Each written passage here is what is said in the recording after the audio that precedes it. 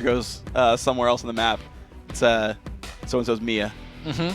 And also Snow, he likes the Snow Day skin, but it's not seasonal, so he can't play it. Wait, it's January. What do you... Yeah, but we actually can't play seasonal skins on the tournament. Oh, that's a good point. Yeah. Okay. Although, ironically, Snow and Sunny on the same team, I feel like that's contradictory. We're done. We're done. All right, so the Jinx, you Good. talked about it, banned away from Sunny. Looks like he's not going to be playing that one. Kassadin dropped away. A lot of mid lane bans coming through here against Mia, in addition to ADC West's Draven. Yeah, well, I think the Jinx is what we talked about in the pregame. It's to disrupt Sunny. Annie doesn't necessarily disrupt the TTD support. I wouldn't be too surprised, actually, if SGC decides to pick up a Leona fairly quickly. Yeah, we'll see if they seal it well. I'm actually a little bit surprised as well by the Annie ban, just because we've seen that a lot less recently. It's really diminished. Yeah. Especially on the 4.1 patch with the reduced stun durations. However, it's still going to happen. She's still got that ridiculous auto attack range. A 1.25 second stun is still an on-demand stun. Yes, it is. And while she's taken down a notch, I understand the ban. Yeah, going from 11 to 10, still a 2-digit number up there. It's one of the only supports I see go 15 AD on Marks and Quints, just so you can throw 65 damage fireballs at well, it's a giant range. It's a really interesting thing because the Annie auto attack really fits perfectly for harassing as a support. It's a terrible auto attack for last hitting because the projectile flies so slowly. But if you're harassing, you just want to get it out and then get out of there as fast as possible, and it's always going to land for the harass. Yeah. Helps you drop turret aggro just in case you needed it. But SGC making their picks right here. Renekton in top lane, Vi in the jungle. They've even matched with their own roles, so made it easier to swap. Well, especially with the minor nerf to Shyvana, and obviously in the previous patch, the mastery nerfs that probably hit Mundo a little harder than other champions. Renekton is going to maybe become the dominant force once again. Yeah. Obviously, in Europe today, we got to see Wicked play Trundle against Renekton and do quite well. Trundle's going to be making a big comeback, but Renekton, you must be this tall to play top lane, and he's always that tall. He is a very tall top laner. No Yordles allowed up there, unfortunately. But Elise and Thresh pulled through. Actually, a little bit surprising to see Elise get through to the 4th pick, just because a lot of teams will first pick her to make sure she comes in. Absolutely. I think that's just the specialty of these teams. I've definitely seen a lot more quirks in these Challenger teams than we see in LCS teams. Yeah. People who don't necessarily have the same accepted roster of powerful champions. I mean, that's why I think there's that Zyra pick even. That's most likely, we were talking about earlier, Lula's support pick. Yep. Because he hasn't played the Thresh and the Annie that everyone else has been playing. No. He's more about the Karma and the Zyra and the really far back peeling or counter-engage supports. Yeah, even Lulu is playing a bunch on live, but not even a tinge of Leona, Annie, etc. So the Thresh coming through here looks like without Jinx, TTD says, you know, we'll just pick a whole different bot lane here. And they get choice of AD carry. They know they're fighting Renekton top lane, and looking like they're maybe thinking Mundo's going to be the man to facing up against him. I think Mundo's the right pick for them in this situation, since Renekton beats almost everyone in lane, and Mundo is generally just trying to turtle the entire laning phase anyway. So therefore, no one's going to beat Renekton, but Mundo has been shown to at least be able to survive it, and he gets substantially better late game. Yes, he does. Oh, we'll see how this one pays out. The rest of the team lineup has come through. Ziggs mid was the first pick. Got the jungle Elise. The Thresh Lucian bottom lane here. So we can look for these guys. And again, the Mundo you talked about. Yeah, I wonder what SGC's going with the last pick here. They got a mid laner most likely. Obviously, that we could see a Zyra mid because these teams are crazy sometimes. Going up against a Ziggs. Yasuo, unfortunately, is disabled. Because his bug fix turning around's a whole different story. Sometimes they don't make it in and be stable, so it was deemed too risky. And this Nidalee is definitely developing a bit of a poke composition synergy here. They want to synergize with Nidalee, Caitlyn, and Zyra for the long-range poke. I don't think he's going to be able to do too much against Snow Ziggs, though.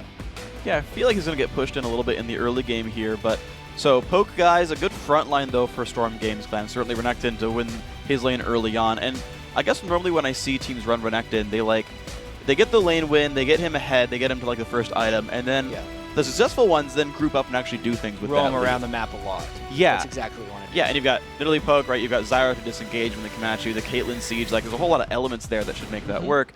NIP failed to do that actually yesterday.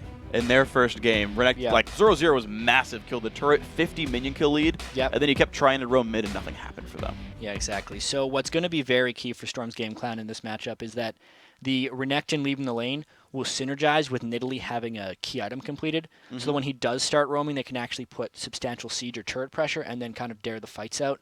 They also need to try to make sure that the dragon doesn't get taken like in between the roams. Based on that, you know, even though they have 2 lanes that I think are stronger, with the Renekton versus Mundo and then the Caitlyn Zyra against Lucian Thresh, the Nidalee is substantially weaker than the Ziggs, and it'll be very interesting to see if that mid lane, since it's the most important lane to win, I think, can overcome the other 2 lanes being weaker by default. Yeah, not to mention you're fighting up against a jungle Elise here that Tigtrick and Duck picked up on their second rotation here, so maybe a lot of bases covered for these guys. We'll see SGC really a lot more unknown about them. We'll see. And at the same time, I kind of like that a lot's unknown about them because they're also running just a little bit of unorthodox. Absolutely. People aren't surprised that Zyra exists, but at least in the last couple of months, people haven't been playing against her much. Yeah, it's been something that people are very not used to seeing, and it used to be the pick that people would use against very heavy dive compositions, people that really wanted to go for someone. They'd get locked up in all of Zyra's roots and knockups. But that was also, I think, when we were seeing a little bit more burst and not as much tankiness in the game. And I feel like since Mundo's going to be diving alone and also has inherent tenacity from his W, that it won't be as effective as Zyra used to be. I'm not too sold on the Zyra pick for disengage in this match, especially because I think they could have used some extra sustain or at least shielding outside of just the Nidalee, knowing so early on that they're up against the Ziggs and the Mundo poke. Yeah, do you think more would work better against things like Riven? Where you were talking about like exactly. tanks versus burst. Riven would be like the perfect thing to pick Zyra into because you'd lock him down. He wouldn't be able to do all the jumpy crap. She wouldn't be able to do all the jumpy crap. Jumpy crap. Yeah, and you'd just be able to burst her down. All right, well, we'll see what SGC can do with this anyway. Javelin's coming around from Mia. Looks like nothing too special. Early trinket games are happening. People seem pretty happy overall. And we're going to see, looks like standard lanes once again for these guys. Renekton Mundo looking towards the top lane. They are actually going to be helping their junglers up there as well. So both these duo lanes looking to get an early edge in their lane, and it'll be kind of a wash. Yeah, I really want to see, actually, how these early lanes go, because I'm really not sold on Storm's game plan. I think the fact that they made it in here due to the circumstances of a forfeit win mean they're like a complete wild card here. They weren't very known coming in.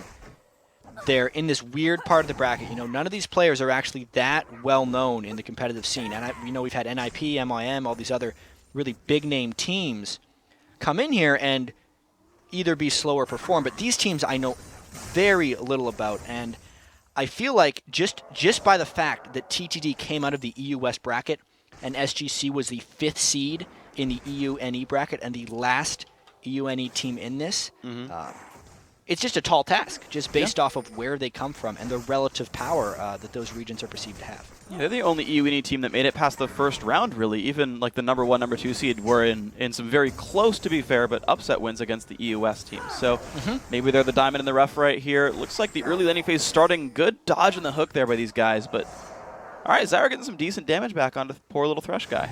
That's one thing that this lane actually used to be known for. I remember back, I think Candy Panda and Nif were the first people I saw running this lane.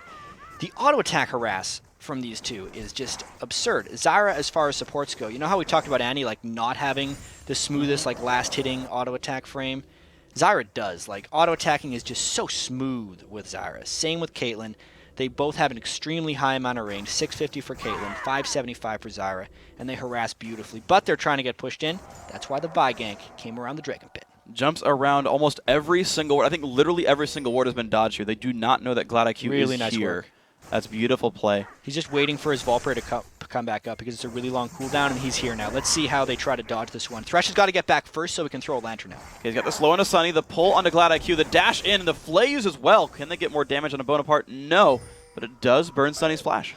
You know what happened there? He didn't have his Lantern yet on Thresh. No. He was level 2. He had his hook and his E.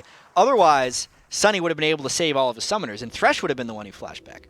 And I was actually interested to see that Sunny did learn his dash at level 2 instead of the Ardent Blaze, his W, for more damage. He's like, you know, actually, I'm just going to make sure nothing stupid happens to me, and ended up being a very good choice. I kind of feel like, obviously I wasn't paying super close attention to his skill order, but I feel like he probably sat on having his Q skilled up once he leveled, and didn't level the next skill until he really needed it. Knowing that there was a high danger for a gank, it would be the smart move to not skill up something until you're about to use it. I would recommend that in any position. Yeah, very smart choice right here. Looks like the top lane is what we're looking at right now. Phantom Joe and Cavalier, but here comes Nightmare. Level 4, the first dash used by Cavalier. Second one actually might have already been popped nice or didn't get the dash at all. And that's no. just going to be a kill straight up. I don't think he hit an enemy minion on his slice.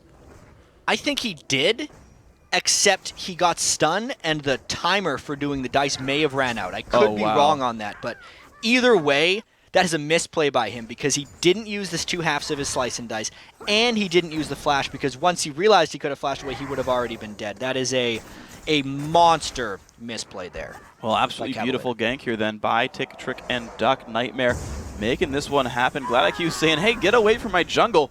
But is a level behind, still the lead in health bars. Phantom Joe makes him run away. Looks like the second golem will disappear here, but Tick, Trick, and Duck, all right, early lead, 800 gold. Yeah, already a pretty big lead. This is maybe a fear that SGC would have coming in here. They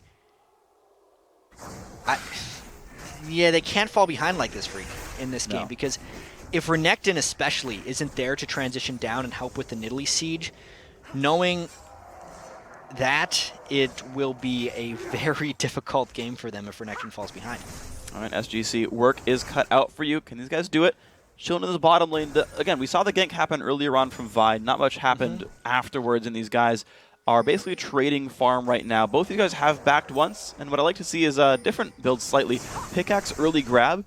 And the thing is, I've seen Pickaxe start AD carry a couple of different times. Yeah. And they don't always just like go eye-edge off of that. They'll just sit there, finish the Bloodthirster, be like, well, now my last Whisper is faster. They sit on the Pickaxe for as long as possible, and the reason they would buy it is they have that 875 gold, and they don't necessarily want to buy Berserker Greaves, but they just want the flat attack damage for bullying in the lane.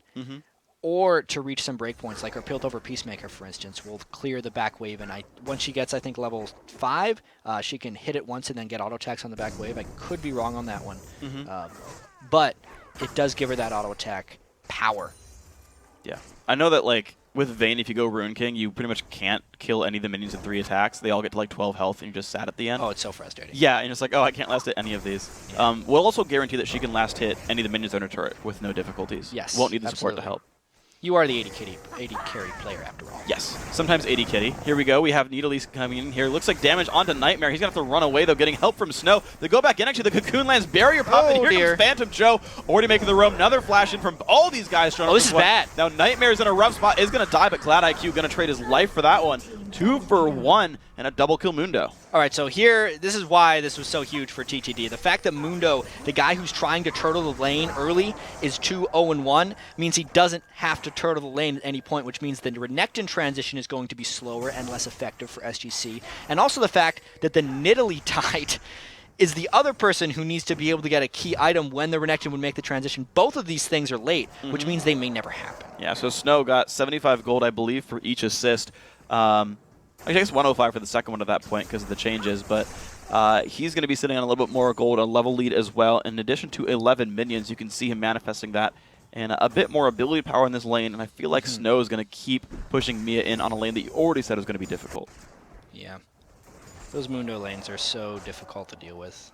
It's kind of funny that I feel like the Mundo being the top lane is creating some really weird choices in top lane, and I think we're going to see a little bit more change in the LCS this week in the top lane meta, only because Mundo normally is such a non-factor in the lane. You can almost play anything against him. Yeah.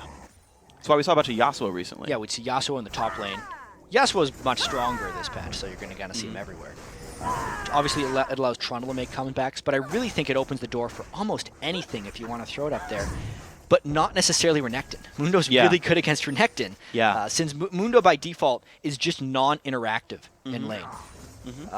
And all Renekton wants to do is interact and beat on someone. And win that interaction. So even though we see it all the time, I just wanted to touch on why Mundo is so strong against Renekton. Well, I've been profiling actually a lot of these players on live, and a lot of these guys are spamming Tryndamere games right now. So Yasuo, until the hotfix comes out, is disabled because of a bug with his ulti. But heck, run the old Season 3 style that one. Run some Tryndamere. You could run like a Jace. You could run Ryze. You could run Oh man, Swain, I missed top Ryze. You could run any of these things. Probably not Vladimir, because Mundo would chase him straight through his blood pool. but Yeah. Rumble, I think, would be strong, especially now that Spearfist has been nerfed down a bit. Ooh, that hook almost landed. A slightly late flash, actually, from Bonaparte. Didn't pull Elise as far with him, but barely missing the hook. That would have probably guaranteed a flash, if not a kill. That was really close, especially since Nightmare would have probably just chained with the Cocoon Stun. Mm-hmm. It was a rather key frame there we saw them miss by.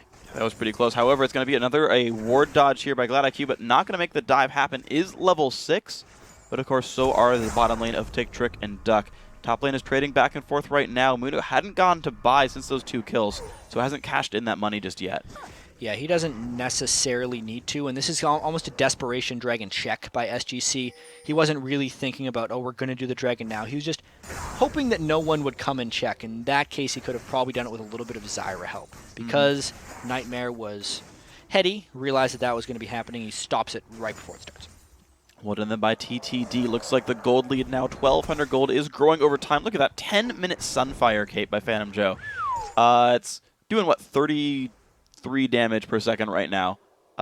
Good enough to be worth it, and it's going to have a really hard time, Cavalier, who's gone back to base.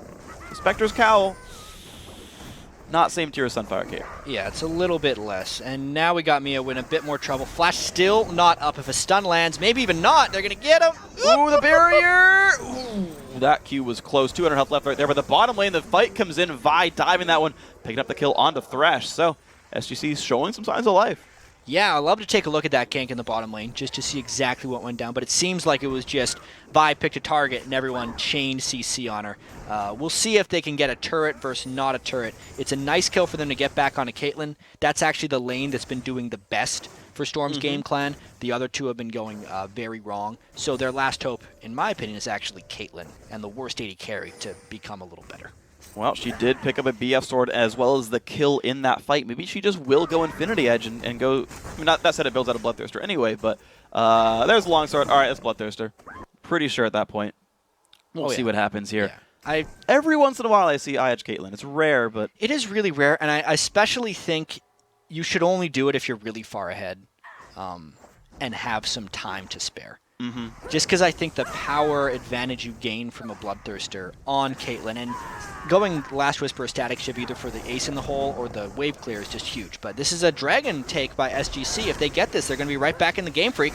Well, here we go. Nightmare's nearby, not going to be in range. Nice route by Lula to help guarantee Nightmare. Doesn't show up for that one. Storm Games Clan now only 300 gold behind. Mundo's huge, but everyone else, I guess, now holding up much nicer. Yeah, I think those moves that SGC have just pulled are very strong for their just overall chance in this game, because the start for them was so rough, knowing that Nidalee needs to hit that item threshold and knowing that Cavalier has not been able to put any impact on a Phantom in the top lane means they had to kind of make some creative plays.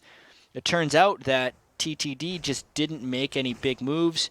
Ziggs was never really able to shut down Nidalee farm-wise. Yeah. And the Dragon, in a sense, I think was just taking a good time after Viking. Well, Cavalier now in a bad spot. Really, this top lane's getting picked on right here. Nightmare shows up, pulls Turret Aggro, doesn't land the stun, though. Cavalier trying to get away, not going to do that. Repel drops Turret Aggro, 4-2 now, and a turret for Tick, Trick, and Duck. Yeah, but there's a couple people on the way here. Let's see if Nidalee can pull anything off. Level 9.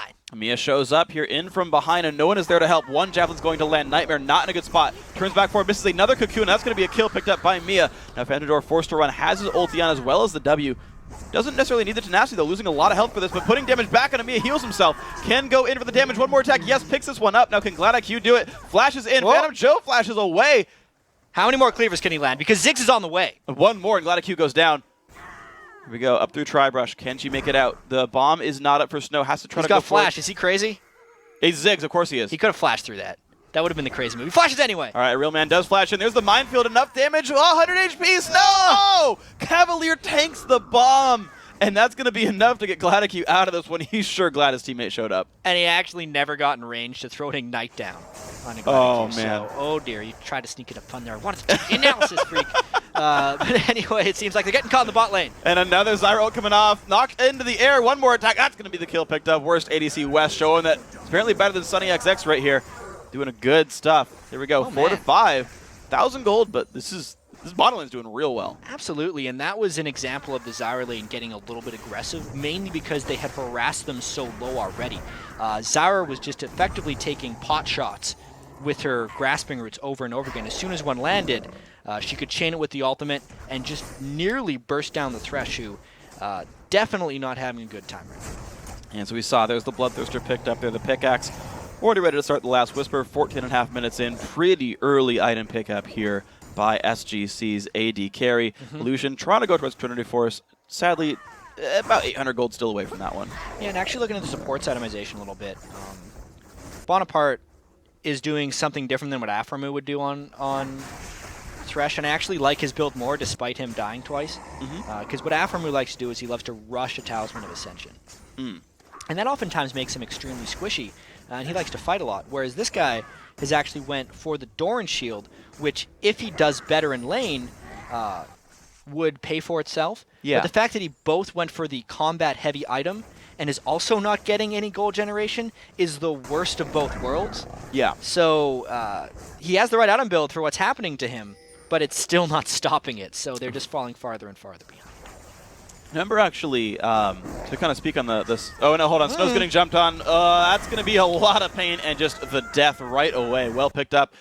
Glad IQ's making a lot of things happen now in mid-game. Yeah, this game is very close right now. I'd have to say the Vi ganks have been much more impactful than the Elise ganks, because Elise has gotten a few ganks off in the top lane. Obviously, if Mundo can now roam down and affect the game, it's this weird thing, because we talked the whole pregame about how Cavalier on Renekton was going to want to get ahead and then transition.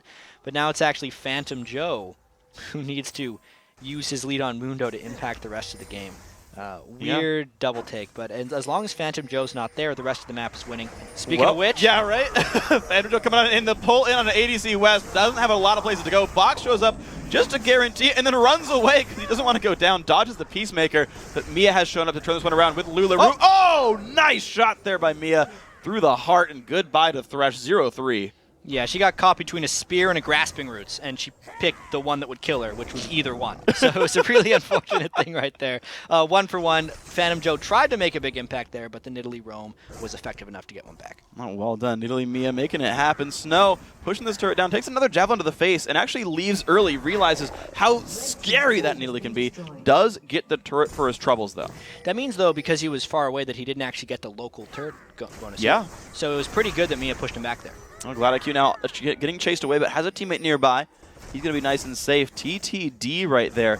1,000 gold up with 2 turrets killed so far. So a bit of stuff gained by these guys, but still a close game by making a lot of these turned around. We'll see what SGC goes for right there. So you're talking about Aframu with his gold generation builds, basically. So more or less, the 2 major gold generation items, the Ascension line and the Targon's line. Roughly the tier 1 is about worth 4 gold per 10, and the next one's about worth 8. Yes. Roughly. Sightstone, I forget the cost of it, because you still should ward as a support, but I know people considered, oh yeah, Sightstone's a new GP10, arguably a better one. Because it's saving you ward money. Yeah, it's saving you 75 gold a minute. Because you get 3 wards out, basically. Assuming you're actually using the wards, and then that you're also kind of forced to go back when you get a Sightstone. That's true. I think especially in play like this where they want to place that many wards, you're right. Like, getting the Sightstone early, I think, is a great thing to get in tandem with your gold per 10 item. So, interesting thing to think about when you're itemizing your supports right there. Some people just don't ward. You save a lot of money that way, too. Yeah, solo queue, man. Just play LeBlanc or Cassiopeia. Forget wards, just buy AP. Dragon is going down invisibly right here. It's there. Then alright, went down. Blue team slayed it. It died too fast, didn't even render. Somebody turns the lights out. And Phantom Joe, though, just running through some plants and a friendly minefield there, knocked into the air. He is going to go down. Shut down by Lula right here. Bunch of money picked up. The fight's going to continue. Lula does go down. Snow picked up the kill credit. Cavalier now into the backline on Renekton, but doesn't find much to do. Looks like Tick, Trick, and Duck really holding their distance pretty well. Nightmare not in the best spot. Does find the Lantern, though. They're going to get out 1 for 1 so far. Mia does not find a Javelin. The rest of the team goes far away from where Nidalee was looking. That was a really strange fight. Yeah. Phantom Joe didn't pop his Mundo ultimate until he was about an inch from death. It may have been on cooldown. It may have been on cooldown here. We're going to be able to see. But you can see Phantom Joe gets caught very heavily here and is not ultimating, maybe because he has the healing debuff on him, but they do finish him off right as he pops his ultimate here. But then because SGC chased so far through, Tick, and Duck,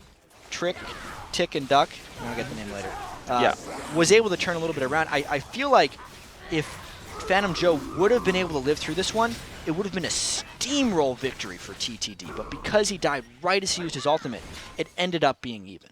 Yeah, so rough stuff here. TTD about to have their Mundo ultimate back. Their main tank, Sunny, managed to walk into the Javelin. Could have just walked downwards, didn't choose to.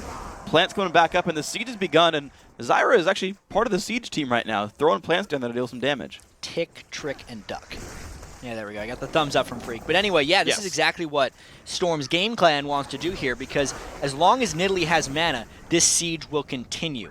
I think they should actually stay past that Zigzag, but they're afraid of the hard engage. Yeah, I guess you could say that's their Storm Game's plan right there, is just to keep on going forward. But looks like they're going to retreat right there. Looking at Tick, Trick, and Duck's vision, and these guys are playing with a... Like, you can kind of see their ward coverage, right? They have, like, just barely some vision into, like, the exits of the enemy jungle. But really, you're seeing a lot of darkness here on this side. These guys aren't able to see a lot of what's going on. Mundo does spot some guys around, but there we go. Yeah, and what's actually happening here is Cavalier is making his way back into the top lane. I'm thinking he's been trying to match Mundo so that Mundo's roam isn't that effective, but it's meaning the top lane is often abandoned. And especially for Renekton, who normally wants to transition a strong laning phase into the game, having a weak laning phase and then still not staying in the lane means he might turn into a paper Renekton near the end of the game if he doesn't farm substantially in that lane. We'll see if he can get more money coming in there. Only the Spirit Visage so far, and a Giant's Belt helping a little bit, but hasn't been able to do much in team fights. Tick, Trick, and Duck, 700 gold in the lead. Mid lane Druid's going to get answered right here by Storm Games Clan. 175 gold each of those guys, and goodbye to Zyra. Just gets chunked down, I'm assuming by a hook there by Bonaparte. Yeah, must have been. And here's the trick about Renekton having to get that farm back in the top lane. It doesn't mean that Mundo's going to go back there. So now SGC has to survive this Mundo, this monster on the rest of the map, while he's trying to go around and make plays. That was one of them under the turret. And there's going to be a turret going down as well, but looks like SGC has their own plans for the top lane. Now you're seeing Vi and Renekton both show up. Zigzag's going to come by to sweep the minions, and here's a Mundo. Going to land the slow, but no other roam likely to be here. I don't know if he can 1v2. Looks like he wanted to. He wanted to. He at least scared him off. He didn't have an ultimate. Otherwise, I think he would have went all in on the Vi and just tried to chase her down. Doing that without the ultimate would not have been smart.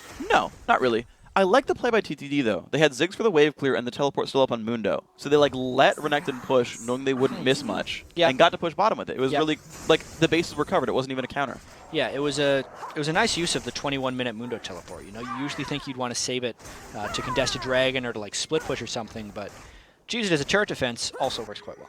Yeah, turret's worth about as much as dragons. Anyway, though, we'll see Phantom Joe into the fight. Both ultis popped. Ignite onto Phantom Joe as well. Can Cavalier do much here despite being behind in this matchup? Does force some damage out, but I feel like Mundo's okay. Yeah, especially through the Ignite, and he's still healing up a little bit. You can see they're putting a lot of time into this Mundo. I wonder if they can turn something here. They're trying really hard. Phantom Joe pops the flash, trying to get away, throwing Cleavers back as he goes. Has a turret to run to, but Cavalier is there with the Fury stun and the armor pen as well, and that is a kill picked up. Maybe an overcommit right here because Nidalee is coming in from behind. We got another 3v3 on the fight. Ooh, man, Javelin and the ulti from Caitlyn lands as well. There's the jump in from Mia. Gonna hit the box, but does take one kill down. Can he get Sunny? Oh, he hits the trap! Goodbye. Good night. Sunny is down.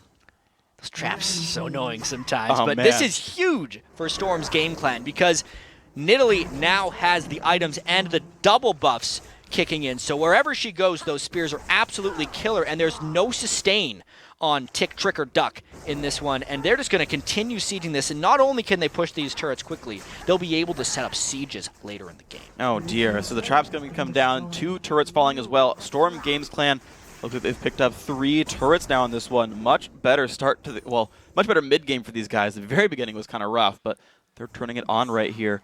See where they go. So they're going to go for the recalls just now, cashing in on a lot of the money they picked up from their kills. And suddenly these guys are spiking up really hard. Nidalee 5-2-2, really taking over the game now. I thought it was going to be Caitlyn, but looks like it's now the mid laner again. Yeah, what I'm most surprised in is just the fact that Mia's been able to roam so much with Ziggs not just destroying 2 middle turrets. It's because Nidalee's roamed when Ziggs actually goes up to the top lane. I feel like Snow needs to control his own movement a little bit better and lock Nidalee down a bit because Nidalee moves around the map much faster than a Ziggs does. Yeah. And it's definitely hurting TTD, getting out-rotated by this Nidalee's mobility. Well, and these guys have moved down to the bottom lane as well. See what happens with Lucian coming to join his team. 5v5. Everyone is grouped up for this dragon that is spawning right now. This one is visible. Storm Games Clan looking to start this one out. They've got a pink ward back in there. They can see that both teams can see this. Javelin's still coming out. No more blue buff on Mia, but this Dragon's still losing health. TTD want to go in. There's the engage. Zyro's going to knock up a couple, and goodbye to Lula. The fight has come in. The Dragon picked up by Nightmare, actually. That is TTD picking that one 1-for-0 so far. Flashes away. Vi does not want to stay in this fight. The rest of Storm Games Clan running his way. ADC West flashes the wall, stun onto Mia. I don't know if they're going to get the chase, though. Looks like not. So Dragon and a kill picked up by Tick, Trick, and Duck. So here's the trick. When you're running a poke composition with Nidalee and Caitlyn, the last thing you want to do is put yourself up against a wall, or at the very least, force an initiation before you have poke damage down. That's why they seem to lose that fight so badly, is because Lulia tried to initiate on Zyra before any poke had been happened, which meant they just got completely run over by Dr. Mundo. And look at this, 25 minutes in, Tick, Trick, and Duck already rushing down the Baron. They positioned themselves to block the javelins, but Bonaparte can't take more than one at this point. He would die to a javelin right here. Nightmare's going to take a shot, and that is Baron Nashor going down. So, picked up a whole lot right here. Only a 2,000 gold lead, but these guys look powerful. That was a very gutsy call, I feel, by Tick, Trick, and Duck, having only gotten one kill, but knowing they took so many people low on SGC that they could just rotate directly to the Baron. They got the Dragon and the Baron out of just a one-kill fight, so it's just cannot talk about how huge that is enough. So massive stuff right there. The mid lane going to get swept out as well. So you're going to see no movement allowed out of his mid lane for now from SGC. Gladiq is still sweeping around. Actually went interesting. Elder Lizard here on Vi, a early damage build.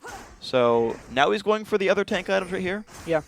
I see the Elder Lizard a lot more in solo queue than I do in competitive play. Mm-hmm. I know that like Night Blue and Meteos, when they play in solo queue, will often go for a Spirit of the Elder Lizard and a Trinity Force on Vi and just try and carry the game that way. Mm-hmm. But you need a lot of farm to be able to generate that. Like at this point in the game, if you want to actually make that Spirit of the Elder Lizard item, I think, feel better, Vi would need about 150 CS. So probably like 75% of what the solo lanes have. Because it doesn't, the tank itemization is slow, and I also feel like if you're not synergizing, your damage with enough damage, you're just not doing enough. In this context, I really disagree with the Spirit of the Other Lizard, but if he was taking more farm, I think it would be much better. Snowball ahead a bit more. Yeah. Okay, so not actually a lot of individual playmaking available right now for Gladiq. Meanwhile, we're seeing Nightmare really only dip into Sorcerer's Shoes. You can see 7,900 gold on that Elise.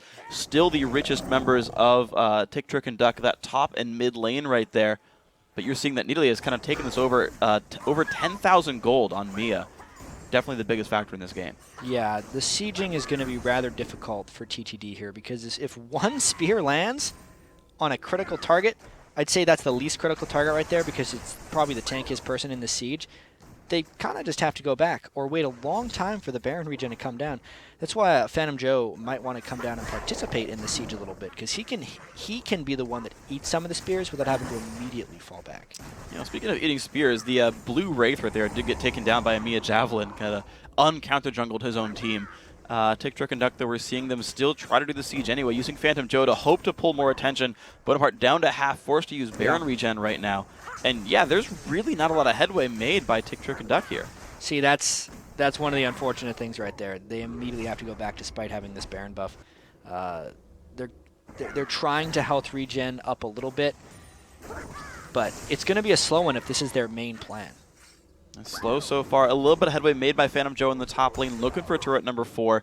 2/3 health in that turret, at least it's going somewhere downwards, but not a ton just yet. More javelins still getting spammed. Look at the wave clear, though. Zyra Caitlyn kills the minions before they reach the turret. There just is no push possible by these guys. Look at that Magic Pen coming on the Zyra build, too. Oh, yeah. Everyone actually thought Zyra was going to explode, I think, competitive-wise, when the Season 4 items came. Like, oh, Annie and Zyra, and Fiddlesticks. And it turned out to really just be Annie. But this is kind of why. You get the Magic Penetration. Zyra already has pretty good base damages. Yeah. There's a better word than that. High? Large? No. Appropriate? No. Generous. Generous? Pretty generous base damages. That's a very nice way to say overpowered. Already. Yeah, that's been a case in the past. Yeah, it has been. Now she's slow and can be killed sometimes. There's been like 50 of those during the World Championship. I said this last time I was casting with the Zyra, but like, she used to die like in 12 seconds to Ahri. Oh, that was so painful. It's just so bad. The saddest time for Zyra supports. It doesn't happen as much anymore, I think, because she's not in games. But, Yeah. the Baron regen No, right right. here has kind of saved them up a little bit, despite getting hit by some of those spears. The Ziggs was able to put down enough harass. Snow got part of that turret down just basically by Ziggs ulting, and they cleared out an outer one. They couldn't get the inhibitor turret, which is what they really wanted, but with the last breath of that Baron buff, they were able to take down an outer. Good job, Tick, Trick, and Duck. Oh my gosh, Bonaparte at like 50 health right now. Yeah. All right. Careful there. Oh, no, Caitlyn ulti. Oh, it's going to get blocked. Okay. So a little careful here because he's all by himself. Phantom Joe pops the ulti, runs away with Ignite on. Javelin barely dodged right there by those two. But the disengage is here. Ziggs throwing bombs. He leaves. Yeah, and we got the objectives coming back up again, so TTD needs to make sure they get back to base right away. They were actually kind of losing control of this game right before they had that dragon fight, and that's the type of game they need to get back into. Tick, Trick, or Duck isn't that strong sieging turrets or getting sieged just on account of the other team having Nidalee. That's all they need. Nidalee is going to be doing that for them. But if they can force objective fights and avoid the poke wars from happening, which they'll be able to do at Dragon and Baron, I think that's how they're going to win this game. Oh, should be okay for these guys. We'll see if they can do it. Baron up in 2 minutes. Dragon up in 7 seconds. And looks like they heeded your advice, chat. It is Tick, Trick, and Duck. All fully healed up, all bought up with items. 2,000 gold lead for these guys. And they're well in position for Dragon. Way before Storm Games plan. There's going to be 1,000 gold going in their pockets. All right. I think it's actually more than that at this point. 245. 1,200. 5. 1,225. Yeah. Pretty Minus good. 25. Plus 25. Yeah, for because the the individual dragon. kill. Yeah, because the dragon. 1,250. We no longer have Bounty Hunter as an item. What about we don't have bonus gold for Smite either. It's 1,250. No. Well, I mean, he got conservation money, but that's like kind of general GP10 at that point. Up to 40. Yes, you're right. Unless he was like not Conservation going to money. jungle. No, the conservation money counts. Yeah. Was he the one that last hit it? I assume so, if you're worth your salt as a jungler. Didn't smite, though. Yeah, Maybe he didn't. He might not have. A lot of times near the end of the game, I get really just sad when I'm going to do a side lane camp and the AD carry comes over. He's like, I'm gonna take the blue wraith, and I'm thinking, I really wanted my conservation to 40 detonate gold right there. That's 40 extra gold, man. I don't come into your lane and smite your cannon, even though I have 12 times that game. But that's what I'm thinking. Yeah. I'm gonna just steal his cannon next time. I don't He has necessarily like this move by Storm's Game Clan. It might end up working out if they got a face check, but once again, that's trying to start a fight without generating a poke advantage at the start, which I think is key for them. Well, we'll see. Looks like wards got swept out by Tick, Trick, and Duck, and SGC said, you're right, never mind. We're going to go backwards and try another day. Looks like Zyra Plant did not manage to steal red buff. That would have been hilarious. Didn't happen, though. Lulu doesn't steal that one away. Mia going to grab blue buff here, so both teams trading their buffs pretty equally. Snow got the blue recently for himself. Both these teams in pretty normal spots now. The interesting thing being that Baron's up in about 10. Yep. And last time, Tick, Trick, and Duck got Baron because they killed a bunch of guys and forced them away in the base. This time, much more equal footing. Yeah, I think so. I think they're going to try and get the Baron this time by having Mundo split push and draw 1 or 2 people. It'll be a little bit dangerous, but they have a lot of Baron securing.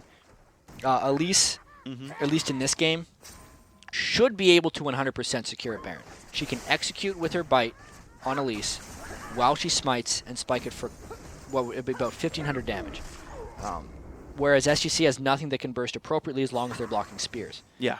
So that means if they do send 1 or 2 people to deal with Phantom's Mundo, then it would be a beneficial, easy to secure Baron in that case.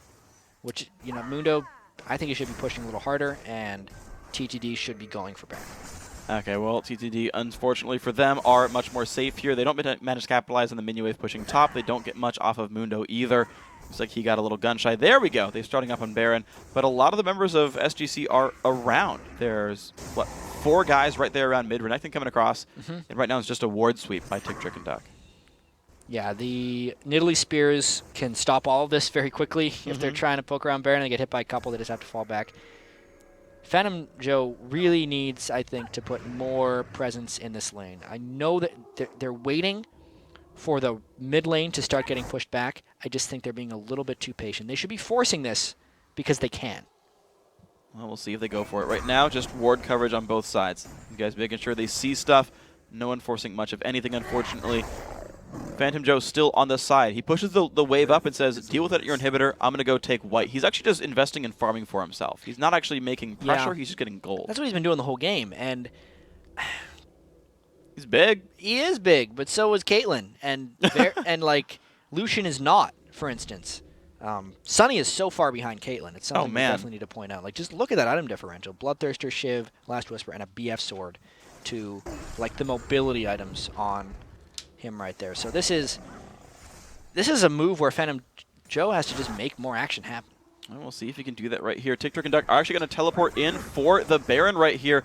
Looks like the siege might just begin. Toronto forces one down. SGC forced to rotate over. Baron down about half HP. This is going to go down rather quickly. Of course, this team knows about this now. Plants are there. The damage coming across. There's a bunch of damage. Who's going to get it? There we go. Blue team picks up the smite. Great job by Nightmare. And the fight's going to continue. Cavalier in the front lines, taking a bunch of health. It's going to be Bonaparte going down, though. Trading kills back and forth. 1-for-1. Baron buff, though, still on TTD. They're going to try to force back Vi. Vi will get over the wall successfully. Just the 1-for-1 with Baron. These teams are going to disengage here.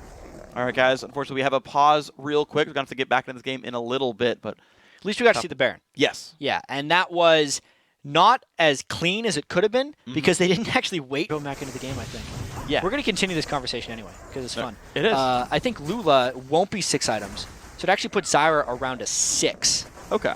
I'd say Bonaparte is a 5. I think late game Thresh is pretty weak, maybe even a 4. I'd say Lucian's a 7. Oh, there's a fight. All right, there we go. Phantom Joe getting jumped out. Caitlyn ulti goes in, does not kill him, though. Burning down to Ignite, and he does drop. So that's a kill picked up, despite the Baron buff on Tick, Trick, and Duck. SGC continuing the siege. Mia going for, like, hell, I'll just heal under the turret. I don't even care. We'll tank this. Yeah, hell, they're doing something crazy right now. They don't even have Baron, and they're trying to siege without a blue buff on Nidalee. Yeah. But they got a kill, I think, based off the element of surprise. I don't think they can stick and siege this any farther, though. Yeah, looks like they're not going to go for this one, though. Yeah, very well played by these guys. In the aftermath of that Baron fight, picking up a bunch, 4,500 gold, still puts TTD in the lead. That just doesn't seem to matter too much. Okay, so we're back to these battle lines getting drawn. So yeah, so we did the bottoms.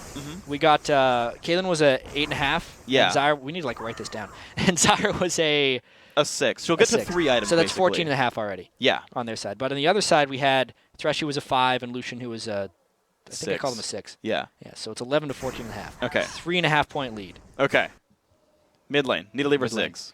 Need to leave her Ziggs. Ooh, what do you think? I feel like Ziggs is probably... I'd give them both like an 8. They're pretty close. I was going to say... Ziggs might be higher. Well, I was going to say Nidalee, actually. Okay. But, see, the power of Nidalee and Ziggs will vary greatly depending on their opponents.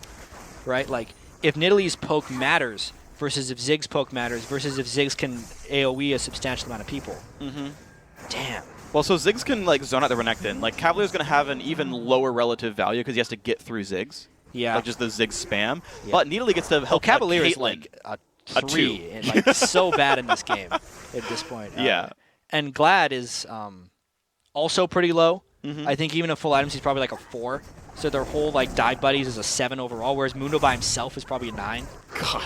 I'm just trying to figure this out. You know, yeah, okay. Elise is probably like a 6. Really, that high? Like, I feel like Tank Elise doesn't do that much. She doesn't.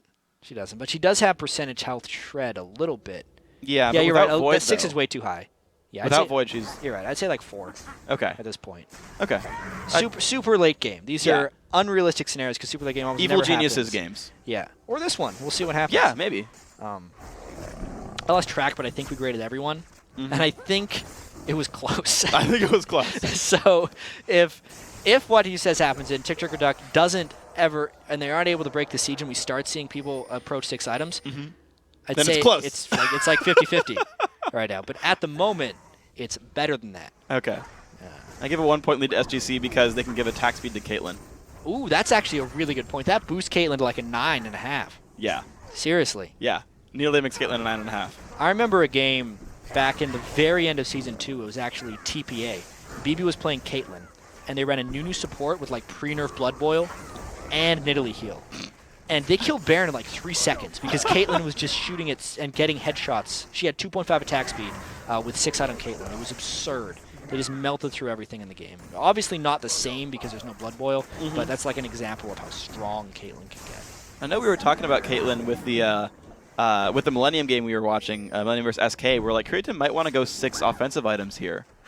Because he had the Ziggs, the Zillion Revive and the Shen Shield anyway. Still went Banshee's Veil, but like had even more potential damage. Man, that is a lot of attack speed right there. Lula getting dropped low. It actually looks like TTD can force his turret down. That's going to be a tier 2 dropped away.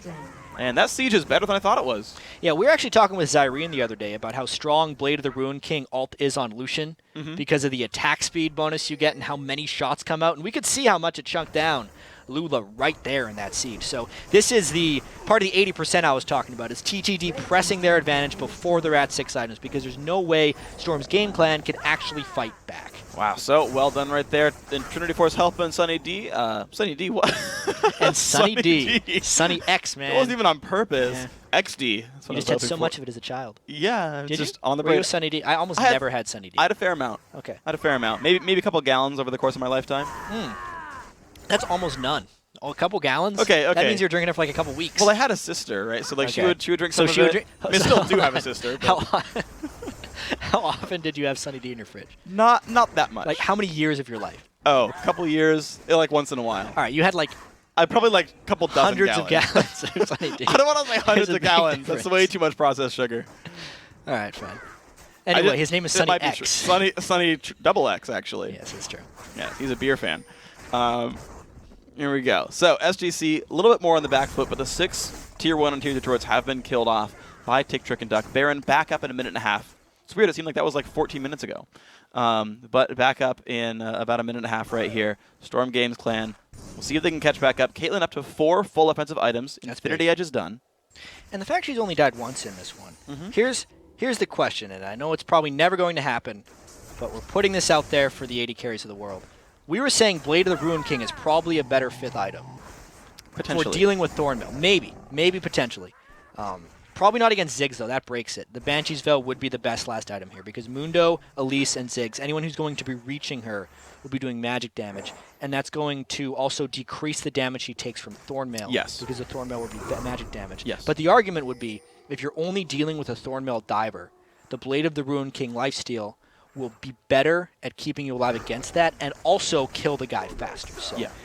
If they didn't have the magic damage of Ziggs and Elise that could reach her, I would want her to go Blade of the Ruined King. I agree. All right. Glad we got that worked out. All right, we're good to go. Let's see. We're at TTD West. We're guessing still going to go for Spectre's Cowl next. Looks like Banshee's Veil actually already picked up by Sunny, so had the ability to, at that point, get close to finishing Infinity Edge. So it's 3,000 gold from where he's at with Pickaxe, and went for a 2,800 gold Banshee's Veil. I forget. It's about the cost. Banshee's Veil is pretty smart right there, because yeah. You can see everyone's buying their Spear Resilience right now. Spectre's Cowl on Thresh. He's going to be Banshee's Veil. They're actually going to have 4 Banshee's Veils and a Mundo, who will just doesn't care if he gets Spears. Yeah. That's going to help them a lot against late game Nidalee. That actually takes Nidalee's number down, I'd have to say. Yeah. Puts her like a 7.5. But Caitlyn's a 9.5, so maybe it's okay in the end. That's true. Someone's going to tune in right now and be like, are they rating the attractiveness of League of Legends champions? I'll be like, no. Mundo's a 9, dude. It's the power. The late game power, I swear. Mundo's a 9. That's when you know it's not the attractiveness rating anymore. Yeah. All right, here we go. And Renekton's low. That's Renekton's a more attractive top laner than Mundo for sure. Here we go, guys. Bottom lane turret starting to get siege. Phantom Joe at home now on the split push right here. Still choosing that bottom lane. Looks like the rest of TTD going to move around the map right here, and they're going to collapse towards their opponent's blue buff. These guys are putting wards down. They know about the way in, and there's no globals. I'm surprised they're just not going for this. I feel like TTD are safe there. Yeah, they're just playing conservatively, I think. They are a little bit afraid. They know they're not up in kills.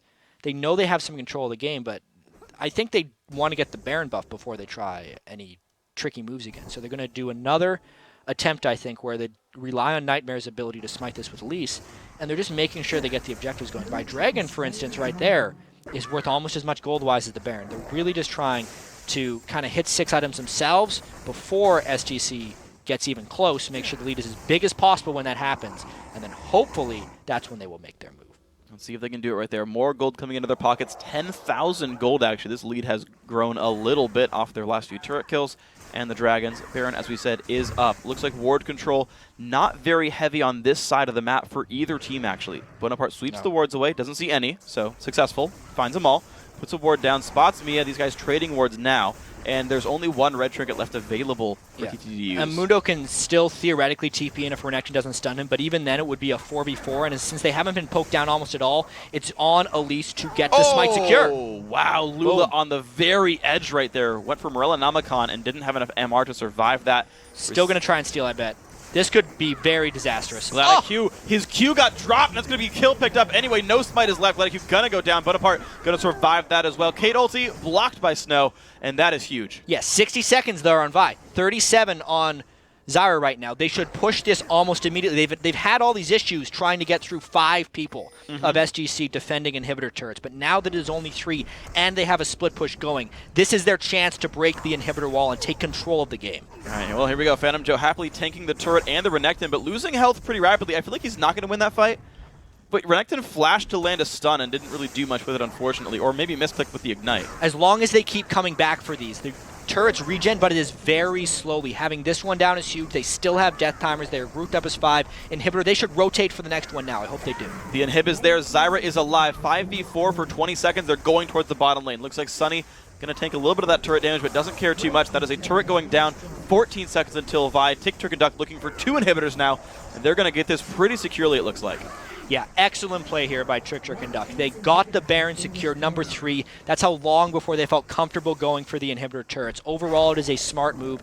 They knew there was a fairly low chance of a smite steal because Nightmare has just cold blood in this game. He is not choking with those smites. He is calculating the damage and getting it right because there's not too much that's actually spiking it all at once. So he can actually kind of stare at the health bar, get his judgment right, and land that smite. So high pressure smites are working out for him. The fact that they picked up the Zyra, lowered the pressure even more, and everything about that last siege just made it much more successful. Well done here by Tick, Trick, and Duck. Everyone working very well together. Phantom Joe going to keep that turret alive. This outer turret has lasted the entire game.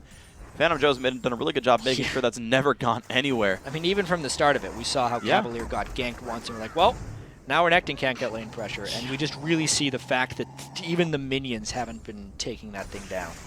Speak volumes to how badly Renekton lost that lane. Yeah, and just look at the kill score, right? SGC has 12 kills, and Renekton is less than 10% of those, and he's a quarter of his team's deaths. Certainly not a very good game here for Cavalier. No, especially when he's against someone who's such a passive early laner in Mundo. But nonetheless, they have done a lot in this game to try and pull themselves back.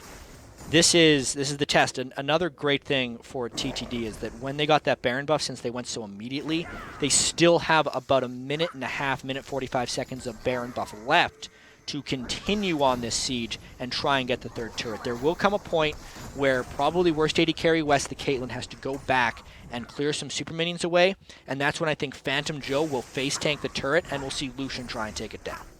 We'll see if they can do it. Banshee's Veil's trying to get popped. Not really happening just yet here. But they can get them gone. Maybe a Javelin can deal some damage. The plant's trying to get spawned. Of course, the plant attack itself won't break Banshee. It has to be the Q itself. Phantom Joe just eating traps happily. There's Caitlyn hitting the super minions. And the mid lane push still not yet happening. Or sorry, top lane push not yet happening for TTD. They want all those lanes to be hitting at the same time, but it's kind of hard for it to sync sometimes. And also those super minions, when there's 2 of them together, are incredibly hard to take down. We'll see if we have time to get into that later, because it's kind of a cool story, but we got a siege going on. Yeah, damage still coming across. ADC West taking a bit of pain, who is actually going towards that Ruin King. So decided to go for more damage on this build.